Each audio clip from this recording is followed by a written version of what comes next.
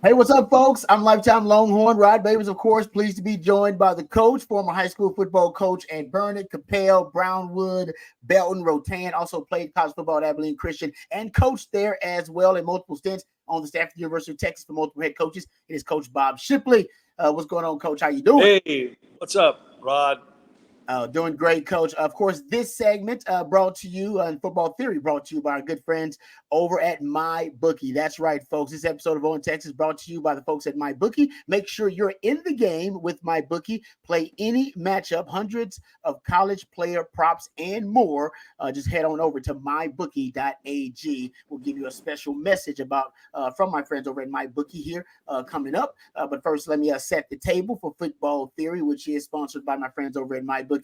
We're going to get into some of the predictions. I don't know about predictions, but some of the trends that we actually threw out there that may be consistent and some that may change and be modified based on Arch being the starting quarterback. I want to get coaches' thoughts, first of all, about the quarterback situation going on for Texas, but also we'll discuss some of the other trends that I've noticed about some of the personnel groupings that may fit the offense a little bit better, be more compatible with Arch. Maybe that's the case. We'll jump to the defensive side of the ball. We'll talk about third and long defensively, and we'll also talk about single high safeties, which Texas is playing a little bit more than they did in the past now with the collaboration with PK and Johnny Nansen. But first, let me tell you about our friends over at MyBookie. With all the excitement of this season, make sure you're in the game with MyBookie. Bet any matchup, hundreds of college player props, and take advantage of weekly risk-free bets. The best part is you can do it all anytime, anywhere, folks, straight from your phone. Visit mybookie.ag today and use the promo code ONTexas. That's ONTexas. That's the promo code to get you started. It's MyBookie's 10-year anniversary, so they're rolling out the red carpet for each and every one of you. Bet big and bet confident with risk-free Thursdays. If your boosted bet doesn't hit, you'll get all your money back. How about that, folks? You're talking about weekly, no sweat, win-win bets all season long with my friends over at MyBookie. And if you sign up now using the code ONTexas to cash in on the double deposit bonus, it's a no-brainer. Double the cash in your account before you even place a bet. So with MyBookie, you're making money before you even place a bet, folks. But do not wait on it, because right now it's for a limited time only. So you want to jump on this great deal while it's still happening over at mybookie.ag. For those of you who have been playing with MyBookie, and a lot of you out there have already made it your go-to site for betting, they've got something for you too. A brand new loyalty rewards program in MyBookie Plus. It's simple. The more you play, the more you earn. And as you progress through the tiers, you can unlock exclusive promotions, epic giveaways, and cash back in your account. So that's MyBookie Plus. Go to mybookie.ag. Check it out for yourself. All right, Coach. Let's talk about Arch Manning for a second and the Texas offense.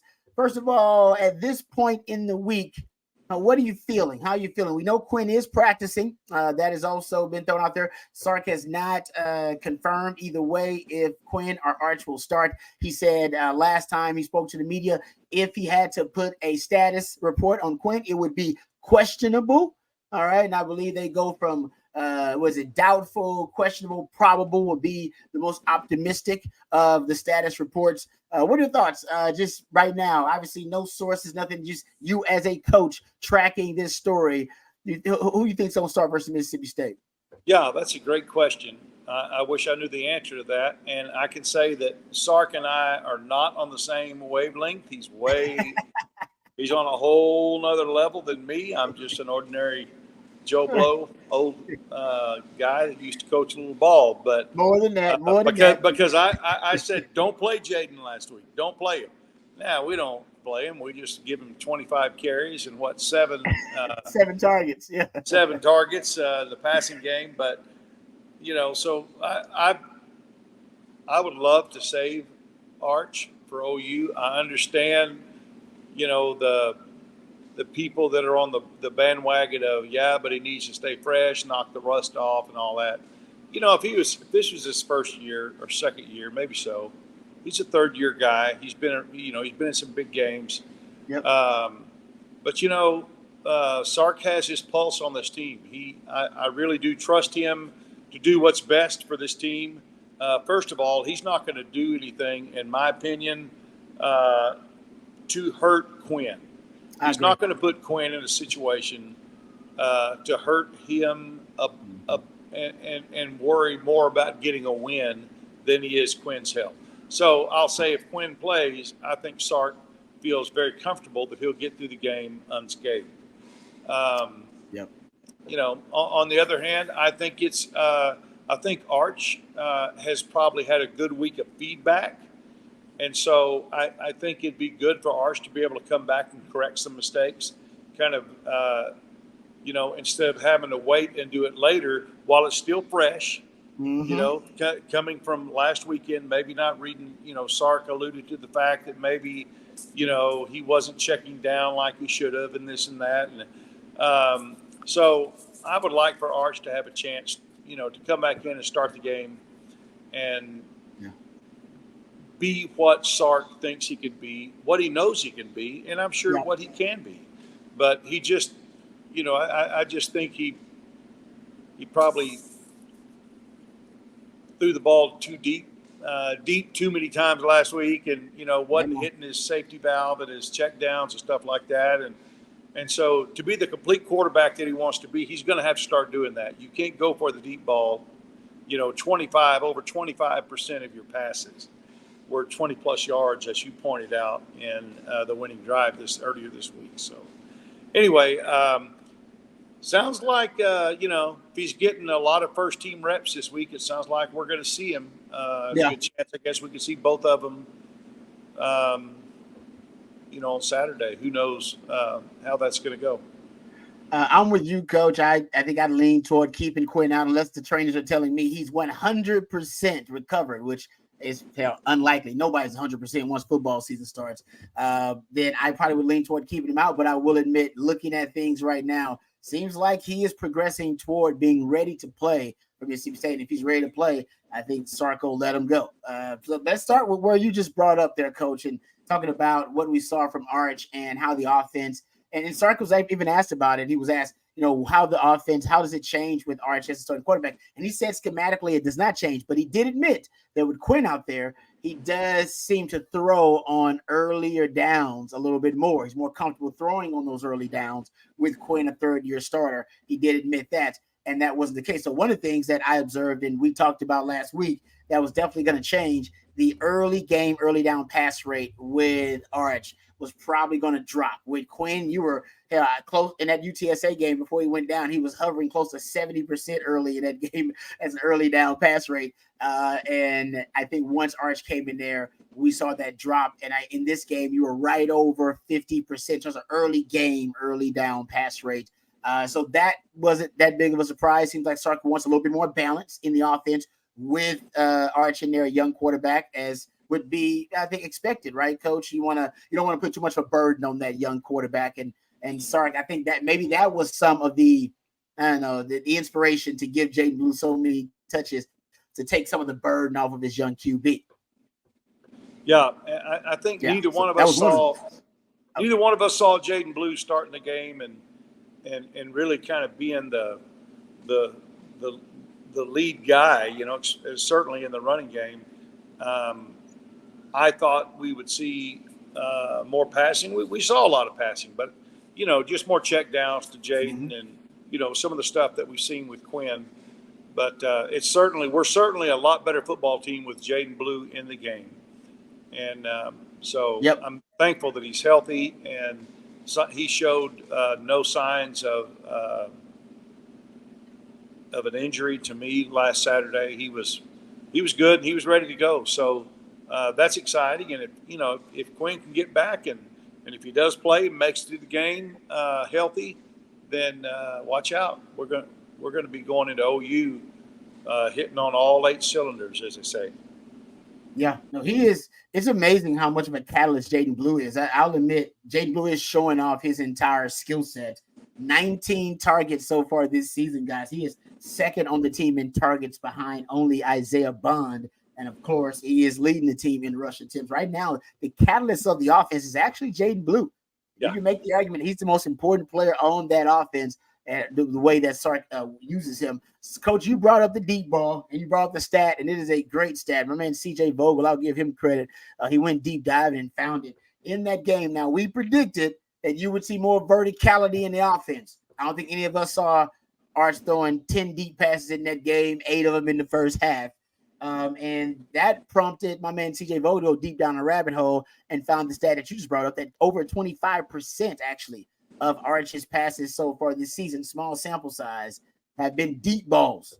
20 yards or more down the field, ladies and gentlemen. It felt like that's me watching, Coach. I felt like, he's gonna throw it more downfield because he's comfortable with that. It seems like he wants to get deeper into the progressions. But then Sark admitted that also, Coach, it was part of the game plan. They were attacking ULM safeties.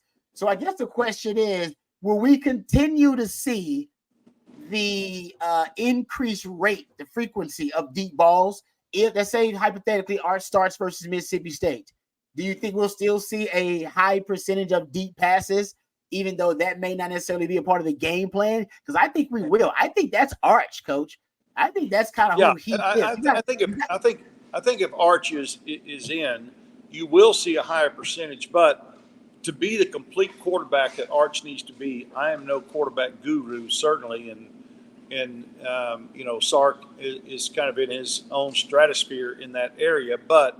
I do feel like that for Arch to be the quarterback, the complete quarterback, he's going to have to take what the defense gives him instead of being able to show off his arm strength, quick release, so forth. He threw some passes into some double coverage that I wasn't really excited about, trying to force it in there.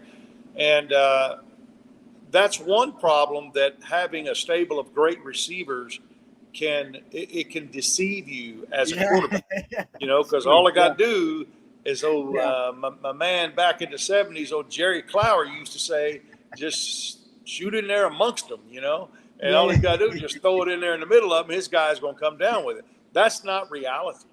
Yep.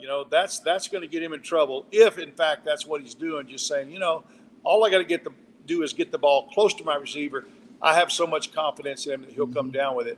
But that's not what great quarterbacks do. You're right. So he's got some evolving to do. He's got some maturing to do. But my goodness, he's so far further along than any other quarterback his age that I've seen.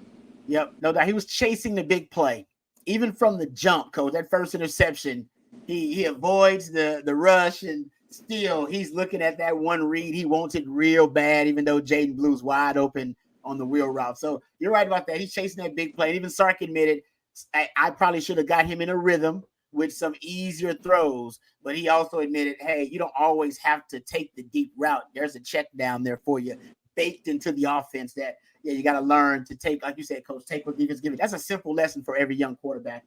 But that's also part of it. We also talked about less pre-snap motion, because it's just a lot for a young quarterback to deal with, all the shifts in motion. That definitely happened when he came in for a Quinn and UTSA game. It dropped from about 55% to about 45%. In this game, you were below 45%. So no surprise there.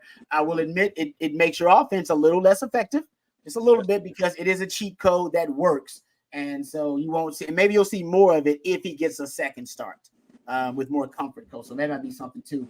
We talked about moving the pocket. I didn't see a lot moving the pocket. I saw a little bit of it, but I thought we'd see more of design rollouts, moving the pocket, because he's so comfortable there. Didn't see as much of it as I would have expected. The play action pass, RPO, and screen rate remained relatively the same, 65%, somewhere around there. I will say Sark admitted, Coach, that he wants the screen game to be better. Yeah, he did. He did. You talking about not moving the pocket as much. I was impressed with the way Arch stood in the pocket, and with pressure coming in, delivering the ball as he's getting hit. Sometimes that's not smart. Sometimes you need to just throw it away. But he's not backing down, and he's not just tucking the ball and running first sign of pressure. No.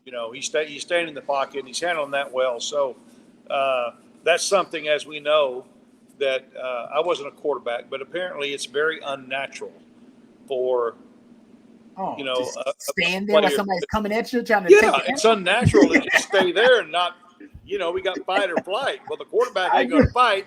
He's going to flight. But there's a certain amount of trust, in his teammates and his offensive linemen and so forth. And it's goes against human nature, in my opinion, to stay in that pocket. So it's good to see him doing that. we saw what he can do running the ball. I think they probably don't want him running the ball, as you very well know. We don't need that, but we know he can do it. And in a big game, when we have to make plays, and the ultimate goal is to win, period, I'm sure he'll tuck it and run when he needs to. Hey, Coach, that's a good point, though, and I agree with you, because of a guy that can run 20.7 miles per hour, he can run. It's totally unnatural to sit there and you see out there periphery that guy's coming, and he's going to hit you. You expected it, and you still got to deliver the rock. That takes some testicular fortitude. But I think you're on to something about them discouraging. We know Sark always says we don't major in the quarterback run game. So they probably did discourage him from running because they already had an injury to the starting quarterback. And maybe that's why you didn't get a lot of rollouts and move in the pocket, because you don't even want to get it in his head because he sees green grass. Like you said, naturally, he may decide, I'm just going to take that green grass. Like, no, I need you working in the pocket. It's almost how, pitching coaches do this for pitchers, like in, early on in the baseball season, because it's so early. I need you working. Let's work on one or two specific things. And it's almost like Sark said, I want you to work in the pocket. Let's work on the pocket presence. And I think that may have been a goal for him in that game. And I also think, Rod, this could have been an opportunity with a new quarterback for Sark to break some tendencies and make it harder for teams that are coming up later on in the season to really get a good beat and a good feel on the rhythm we get in and kind of what Sark's doing, because it changes week to week and it changes quarterback to quarterback. We didn't know how much it would change, but it did change, and it changed about like we thought it would. Actually, we were not expecting, of course, Jaden Blue, but my point is, it's one of those deals that is probably good all the way around, because it makes it more difficult, for opposing defensive coordinators to say, I got him pegged. I thought I did, but this game they didn't do that, so it makes it tough, I think, to prepare. And it's certainly going to be tough for Mississippi State, because they don't know who to prepare for. That's true. And Sark's doing a good job, the gamesmanship, keeping that close to the vest. I think last week I said you would see more bubble screens with the wide receivers and wide receiver screen game. That necessarily did not happen, but Sark did say in the post game, or at least earlier this week in media availabilities, that he wants to do more with the screen game. I think they were 3 or 4 throwing screen passes, but only for 26 yards. So you didn't get a lot of bang for your buck there. And I thought you'd get more targets for some of his favorite guys, maybe Ryan Wingo, who I think had 4 targets in that game, maybe for Jonte Cook, who he's used to working with, but I'm not sure that happened. I think they had 6 targets in between those guys. Coach, I want to ask you about 12 personnel, 1 back, 2 tight ends, for those who are unfamiliar. Now, Sark says this, the tight end position, the second most important position in his offense behind the quarterback position. So he is dedicated to having a tight end in his offense as a featured element in his offense. But I've noticed a little bit, and maybe this is because you're blowing out teams and you want to run the football. So I can throw that out there. That could be it. Because you're running the football, maybe they want to run the football out of 12 personnel, pound the rock later, and choke the clock out. But I've noticed that a slight increase in 12 personnel. And by the way, Juan Davis is that second tight end. It's not a right now. It is Juan Davis. We know that for sure now, behind Gunnar Helm. But I've noticed 8 of the, if you go look at it, Arch has been the quarterback for the last 12 touchdowns that Texas scored, right? Scored 12 touchdowns with Arch, 14 touchdowns on offense in the last 2 weeks, 12 with Arch as the starting quarterback. He scored touchdowns out of 12 personnel on 8 of those 12 touchdowns. And by the fact, in the last 2 weeks, you include Quinn, 9 of your last 14 touchdowns on offense have been in 12 personnel. Wow. That's very interesting. Yeah, because Sark's bread and butter is 11. He runs 11 50% of the time. That's his money. If he's on 3rd and long, it's usually 3rd and medium up. It's going to be 11 personnel. But 12 personnel has had a little bit of an uptick. And I think that the production out of 12 personnel, maybe the explosive play rate out of 12 personnel has increased a little bit. I think that was, and by the way, in the ULM game, 6 out of your 7 touchdowns, 12 personnel. Wow. Yep. It's amazing. I as far as throwing the ball, I don't know if he's trying to, get the safeties preoccupied so that they won't help, with their outside receivers as much. Knowing they've got tight ends, they're going to be working the middle of the field or middle to outside. Certainly, that affects the way a safety is looking at a play when you've got 2 tight ends. One of the toughest formations to defend, as you probably know, Rod, is a balanced formation.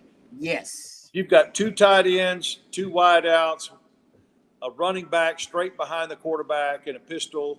That is the hardest formation because it's making you got to make a call. What do you call a string? Play it honest. You got to try to play it honest, or you got to play honest. You can't roll. You got to play honest. Yeah, that's right. And so I wonder if that's, and I don't know if in that 12 personnel it was a balanced set. I don't know how he. Yeah. I didn't get. Yeah, I don't know how he did that, but I wonder if he's doing it strategically to try to get a linebacker safety combination to not be able to help with a an inside deeper route by a wideout. That's a good point, Coach, because I think it is. They end up being 2x2, but it's not the usual inline tight end, double tight. Sometimes it's a double wing, kind of a modern double wing where they're both offset. But I can't remember too many where they're 3x1. They do like that quads where they basically go all 4 of them on one side, which is kind of funky and throws off all the alignments and the strength for the defense. But I'll go back and do some more research. I just noticed that little trend and thought, 12 personnel has been really productive with Arch. And if Arch starts again, something to watch. If it's 12 personnel, that seems to maybe it's compatible somehow what Sark wants to do with Arch Manning there. All right, let's jump to defense really quickly before we're done. Coach, I've also noticed you got a lot more single high safeties that Johnny Nansen influence with the creative collaboration with him and PK, and no doubt it's working. They have the best defense arguably in the country right now. They're playing a lot more single high. It used to be a lot more balanced. It used to be pretty close to being split between single high looks and 2 high safety looks. For those that don't know, your single highs are your cover 1s, your cover 3s, your 2 highs are going to be your cover 4s, your cover 2s, maybe your combo coverages. Those are your 2 high coverages. Hell, and now they've even sprinkled in a little 3 high there every now and then. But Texas is a single high defense now. They play more single high than they do 2 high or 3 high. And like I said, they were a lot more balanced last season. What are the benefits, Coach, from a coach's standpoint defensively to being more of a single high team?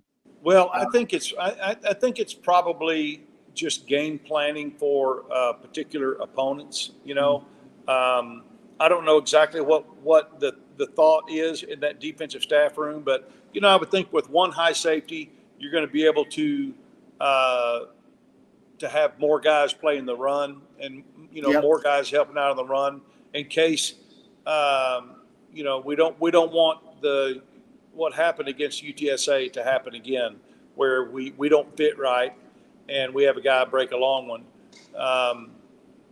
So I think we were a 1 high safety on that play, as a matter of fact. So I think it's to help out with the run. I think when you go back to 2 high safeties, even 3 deep, obviously you're trying to keep everything in front of you, and just not give up a big play, and hopefully not give up an explosive play. But it's to me, a 1 high safety, you can be a little more aggressive with what you're doing, rolling down, safeties and blitzing corners or whatever you're going to do, because you don't know if it's going to be. They could roll to cover 3. They could stay 1 free.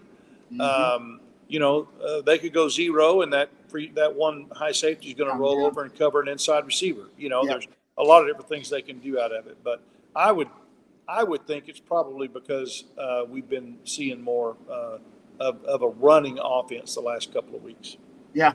By my chart, we're playing more single high. Still playing, obviously, you still have some balance, but when Johnny Nance was at Arizona, they were like 70% as a single high defense, and Texas now is playing more single high. I've tracked that higher rates of single high in every game so far this season, and they still use some 2 high looks, of course, and even 3 high looks. But right now, the majority of the looks are from single high. I think they're trying to play a little bit more man coverage to it. That could be a part of it.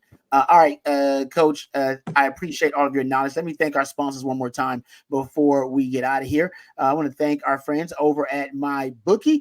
Now's a perfect time for you to head on over to mybookie.ag with all the excitement of this season. Make sure you're in the game with MyBookie. Bet any matchup, hundreds of college player props, and take advantage advantage of weekly risk-free bets. The best part is you can do it all anytime, anywhere, straight from your phone. Visit mybookie.ag and use the promo code ONTexas to get started. MyBookie's 10th year anniversary is happening right now, which means they're rolling out the red carpet for all of you folks. You can bet big and bet confident with risk-free Thursdays. If you're a boosted bet doesn't hit, you'll get all your money back. How about that, folks? You won't get a better deal than that. Weekly, no sweat, win-win bets all season long. And if you sign up right now, use the code ONTexas, you'll cash in on a double deposit bonus. That's right. It's a no-brainer. Double the cash in your account before you even place your first bet.